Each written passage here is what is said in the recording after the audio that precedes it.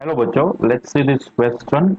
The question says a wheel rotating at an angular speed of 20 radian per second is brought to rest by a constant torque in 4 seconds. If the moment of inertia of the wheel about the axis of rotation is 0.2 kilogram meter square, find the work done by the torque in first 2 seconds. तो हमें एक wheel given है जिसकी angular speed given है 20 radian पर second and हमें उसको stop करना है। ठीक है, हमें उस पर टॉर्क लगा रहे हैं एंड वो 4 सेकंड के बाद कंप्लीटली स्टॉप हो जा रहा है। ठीक है, रेस्ट की मोशन में आ जाता है। तो हमें क्या फाइंड करना है कि हमें कितना टॉर्क लगाना पड़ेगा। ठीक है, वो तो पहले फाइंड करना है एंड देन बाद में क्या करना है कि find the work done by the torque. तो उस टॉर्क की वजह से जो हमने उस पर टॉर्क अप्लाई किया है उसकी वजह से जो वर्क डन कितना हो रहा है वो हमें फाइंड करना है। तो हमारा जो मेन टास्क है वो तो वर्क डन का है और उससे पहले हमें टॉर्क फाइंड करना पड़ेगा, राइट। तो हमारा ये टास्क है वर्क डन फाइंड करने का। तो हम इस प्रॉब्लम में जो की कंसेप्ट यूज करने वाले हैं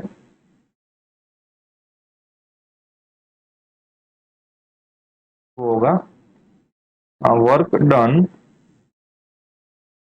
work done in rotational mechanics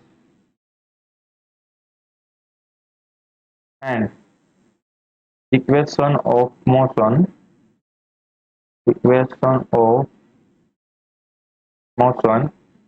in rotational mechanics.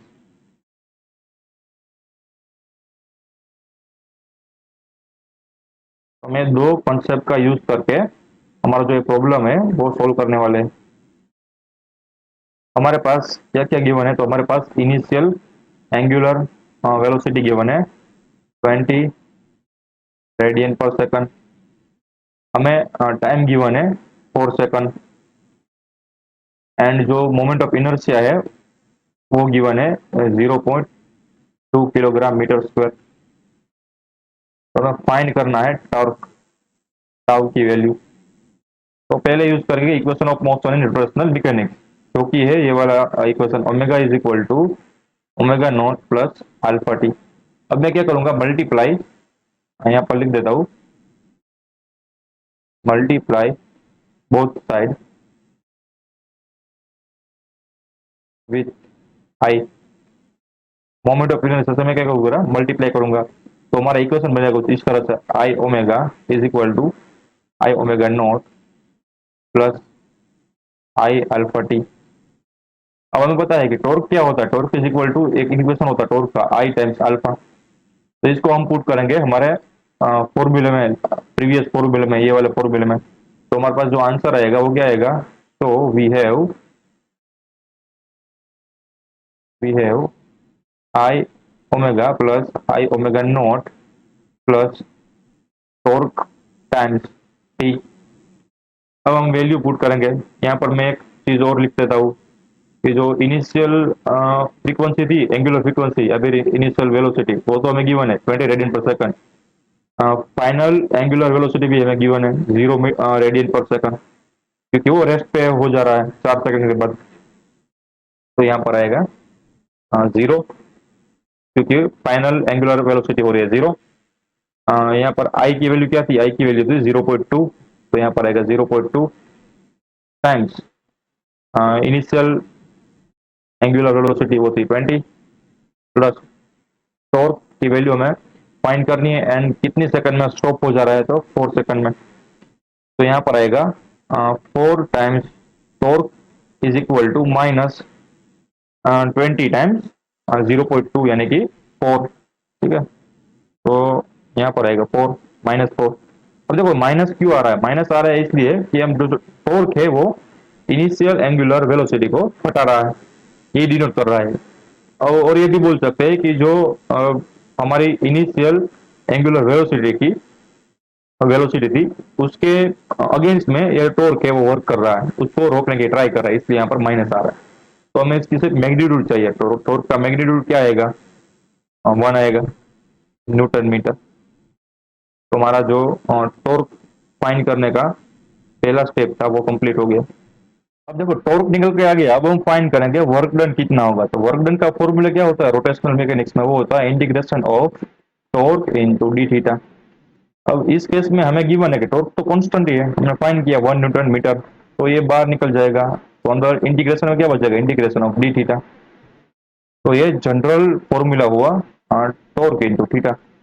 Theta क्या है, एंगुलर डिस्प्लेसमेंट।